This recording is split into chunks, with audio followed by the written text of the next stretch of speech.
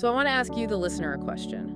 What do an ancient biblical narrative, the post-pandemic rise of artificial intelligence, and a tiny 50-person community in Taiwan all have in common? Well, it sounds like the setup to a very niche joke, honestly. Right. It totally does. But it's actually the foundation of our deep dive today. And it is a fascinating one. The source material we're looking at today is an audio recording. It's dated March 27, 2026. Okay, so very recent. Yeah, exactly. It's a Friday morning address given by Pastor Huzi Kang to his congregation. And in it, he's touching on some biblical commentary from Pastor John MacArthur. Specifically regarding the Gospel of Matthew, right? Chapter 4, verses 12 through 23. Spot on, that specific passage. Before we jump in, let's just do a smooth, quick parameter check for you as we get going. Obviously, our source today is deeply religious. Very much so. But our goal today isn't to take a theological side or, endorse any specific doctrine. We're impartially unpacking the underlying mechanics of leadership,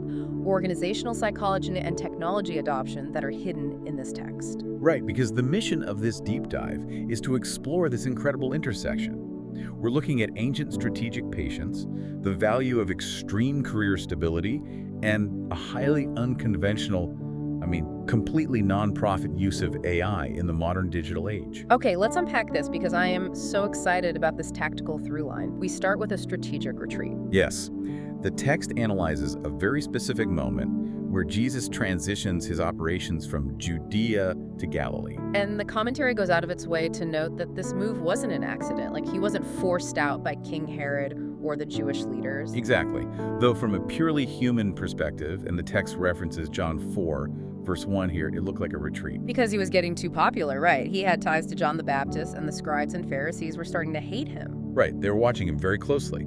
So leaving the power center of Judea for Galilee looked like he was fleeing the heat. But the text argues he left simply because his work there was finished. Like, the move to Galilee was just the next phase in a totally deliberate plan. He wasn't afraid. He was just avoiding their direct influence until the appointed time to face them. It sounds exactly like a startup pulling out of a highly contested, toxic market. Not because they're failing, but because it's a strategic retreat to build strength elsewhere. Oh, that's a brilliant way to frame it. What's fascinating here is the difference between reacting to your enemies and following a master plan. Yeah, you see a massive incumbent coming for you, and the instinct is to stay and fight to prove you belong. Right, to burn through your capital just to save face. But the takeaway for you listening to this is the power of strategic timing. Knowing exactly when to engage. And when to quietly move to your Galilee and do the foundational work. When you operate reactively, your competitors are the ones actually driving your vehicle. That requires so much discipline, just refusing to play the game on someone else's timeline. It really does. And that brings us to a really radical shift in Pastor Hugh's address. He moves from this ancient idea of timeline control to the modern concept of staying put. Yeah, he takes aim at what he calls the Friday civil servant mindset. Which is basically when professionals mentally check out by Friday morning, Yeah. just waiting for the two-day weekend. While totally ignoring that a lot of laborers are still grinding through grueling Saturday shifts, he's demanding this extreme loyalty and focus in the workplace. And he isn't just preaching theory, he shares his own experience. He has been pastoring just one single church, the Beipu Church in Hualien, for 35 years. Okay, wait. I have to push back on this on behalf of the listener, because in today's culture, if you stay in one job for 35 years, people automatically assume you're complacent or afraid of change. That's the standard modern assumption, yes. Right. So how does the text differentiate between just settling into a comfortable rut and actual strategic dedication? If we connect this to the bigger picture, it's not about taking pride in the length of time you've sat at a desk. It's about stability in the mission. So it's operational bedrock. Exactly. In a world of constant job hopping, hyper-focusing on one specific community, like this tiny church in Hualien, provides the absolute foundation of trust required for what they do next. Because they're about to make a massive technological pivot, and you can't ask people to take that leap unless you have decades of credibility. Spot on. So I'd ask you, the listener, to consider if your desire to constantly move up is actually distracting you from digging deep and building that kind of trust. Man, that's heavy. But that stability is what allows this tiny 50-person church to pioneer something crazy in the post-pandemic era. The Gospel Big Refrigerator Initiative. Yes, the Gospel Big Refrigerator. I love that name. So Pastor Hugh details the launch of this on May 31st. Which followed 4 years of daily podcasting that started back on July 5, 2022. So they had already mastered audio. There's that mechanical patience again. Master one thing, then move to the next. Right. And to expand their reach, they adopted AI technology to continuously produce YouTube videos and programs. 50 people using AI to mimic the output of a major studio. But here's where it gets really interesting. They had radical rules for this content. Very radical. Rule 1, no registration required. Rule 2, absolutely no ads. Rule 3, no accepting donations. And Rule 4, no discussion or comment boards allowed. It's like an open source software project or a neighborhood food pantry. You just open the fridge, take what you need to survive, and walk away. That is a perfect metaphor. There's no transaction, there's no algorithm trying to trap your attention, and zero monetization. It is completely antithetical to the modern influencer playbook. I mean, the whole internet is built on engagement metrics.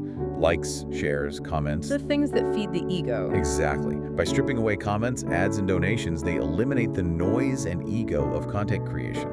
It is pure, undistilled distribution. It makes you wonder, how would your passion projects change if you entirely removed the metrics of external validation and financial gain? If you take away the applause, do you still care about the performance? For this team, the answer is obviously yes. But doing that kind of pure work leads to a totally unexpected blowback. The psychology of jealousy.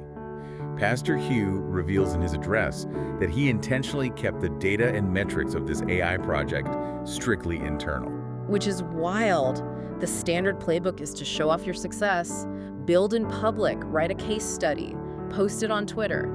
But he realized that a tiny 50-person church successfully utilizing AI to run a daily content operation could cause immense unease for larger churches. It would make bigger institutions with massive budgets look bad. Exactly. It could trigger jealousy and pressure for other pastors. Okay, wait, so he hid their success to protect other people's egos. Doesn't that contradict the whole point of sharing their mission? It's a really difficult tension. Yeah, because at what point does playing small to make others comfortable become a disservice to your own goals? This raises an important question, and Pastor Hugh's ultimate conclusion actually mirrors Jesus' strategy from section 1. You can't let the opponents dictate your timeline. Right. You cannot be paralyzed by the fear of critics or competitors. To explain this, he references the biblical parable of the wicked and lazy servant. That's the guy who buried his single silver coin in the ground out of fear, right? Instead of investing it. Exactly. He buried his capability because he was afraid. Pastor Hugh concludes that if you stop doing the work just to protect the feelings of those with negative mindsets, the mission fails. So you have to be bold and forward-facing. You can't let the traditional institutions throttle your innovation. Because the work exists for the people who need it. The hungry people going to the refrigerator, not for the critics watching from the sidelines. That is such a powerful framework.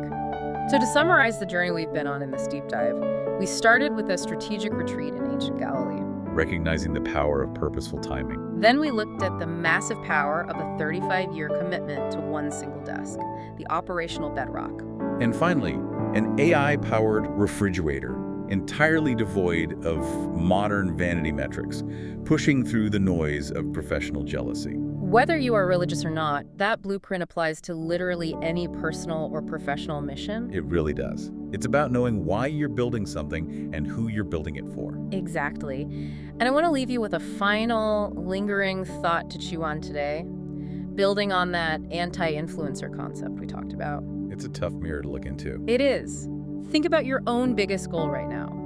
If you were guaranteed that you would never receive public credit, a single dime of profit, or a single like on social media for achieving it, would you still be passionate enough to build it? Right. Because if the answer is no, you might just be chasing the applause, not the mission. Thank you so much for joining us on this deep dive. Keep questioning the noise, and we'll catch you next time.